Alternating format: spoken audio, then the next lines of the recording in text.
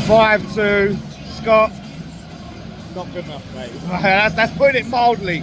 Absolutely pathetic. Mate, do you know what, right? It's just the way we conceded goals. You know, the fifth goal, it's absolutely fucking joke of a penalty. I ain't gonna lie, it's the fucking biggest joke I've seen in fucking football. And, you know, but the way we let them cut us apart, it's just so fucking frustrating, mate, because, you know, we got ourselves back into the game but at the wrong time. You know, I think at one point we had 3 shots in the first half, put the ball back in it 3 times.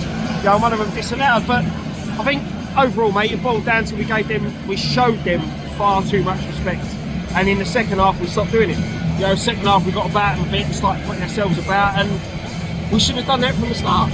And that's the problem. I thought the substitutions were ridiculous. Takes off Somerville, brings on Alvarez. What the fuck was that? You know, and Somerville was one of our best attacking threats, but the problem is, like you said, like I said to you, it did shore us up a little bit more. You know, we got on the ball a bit more, but as you pointed out, we created less. So, you know, it's again about balance and finding that balance, and we just can't seem to get it right at the moment. We were causing them so many fucking problems, and we just decided to stop doing what we were doing there. We was having all that threat down the wings, then he decides to pack out the midfield and take all the threat off the wings. It's baffling. The thing is, mate, you've got to look at, you know, it was a silly foul by Paquetá to give away that penalty. You know, it's an error there. I think leading up to the second goal, we gave the ball away. You know, you knew Arsenal were going to be good at set pieces. The first goal inside 10 minutes, you've got to be switched on, you've got to be alert to that. And we wasn't. And it was very, very disappointing in the way that we were much more resilient against Newcastle on Monday and sort of rolled over a little bit in that opening half hour. You know, and these are the things, like you said, we were saying during the game, you know, his substitutions, okay, they're questionable, but you can see in a way what he done with shoring up in the middle, you know, but taking off but we needed that shoring up in the first half and we didn't see it. Yeah, well, yeah, and that's it. And I just think I was happy with the lineup because, look, I agree that team should have stayed.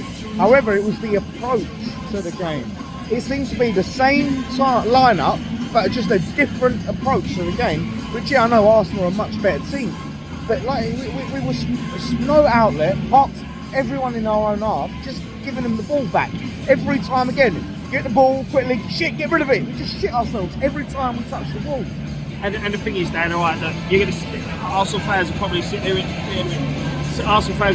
and say, you know, they were 4-0 up at the time when we got 2 goals back. But look what happened when we pressed them, when we got at them. You know, it was a great ball from Soler, brilliant run from Wan-Bissaka. Wan-Bissaka went in and you know, finished his chance really well. And then what a free kick by Emerson. You know, but we took the game to them, and that's the difference. You can't.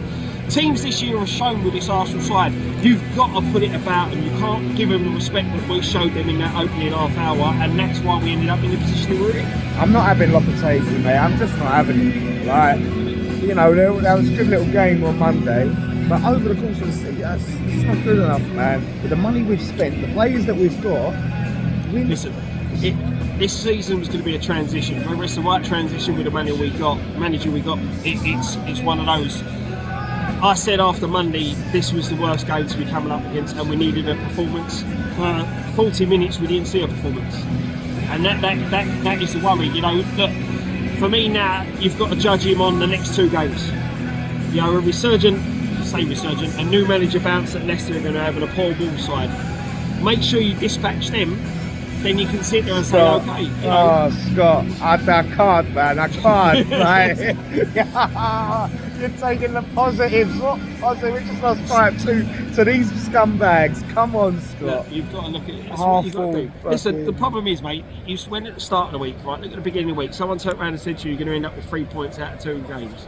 Mate, you would have took it. It's more than the points, it's the performance. And that's been the story of the season. The performances as a whole have not been good enough. No, and to sit there and go in the second half like, okay, well, we're losing 5-2, so what I'm going to do is try and control the game a little bit more, not have any intent to actually put pressure on them and try and chase the next goal and the next goal. What we're going to do is just try and look a little bit more calm and composed and controlled in the midfield. Like, that's just what the fuck is that? Like, we're already 5-2 down. I get you, mate. I get you. I honestly think the 5th goal killed the entire momentum.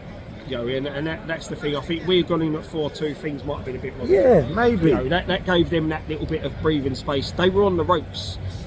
You know, the mad thing about it, you know, they scored 4 goals with ease, but they were a bit on the ropes when we started coming back at them, and you know, it just killed it for us. I was on Moyes' neck when we was playing defensive football, conceding this amount of goals. Now Lopetegui's come in, pragmatic defensive approach, and we've conceded 5 goals. And like you said, contentious penalties, whatever. Yeah, it's but- still not acceptable. Exactly, mate. If we was going for it and we was playing this great attacking football, was open at the back and they were just getting us, that's different. Yeah, Our yeah. counter attack is so crap as well. Yep. Honestly, what is the point of Antonio? Like, and I love him, but what is his purpose on that pitch? I know what you mean, mate. I do know what you mean. You know, and this is the problem. You need people to link up the play and stuff like that. And you saw today in the second half, Danny Ings making runs that Antonio don't, because he's more of a natural striker. So, Mate, honestly, like, if we don't beat Leicester, I don't know That's- how anyone could justify keeping him. and that's the key now, mate. I think Leicester and Wolves, that's got to be 6 points.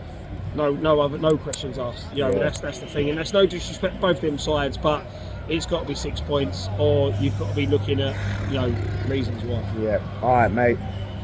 Irons.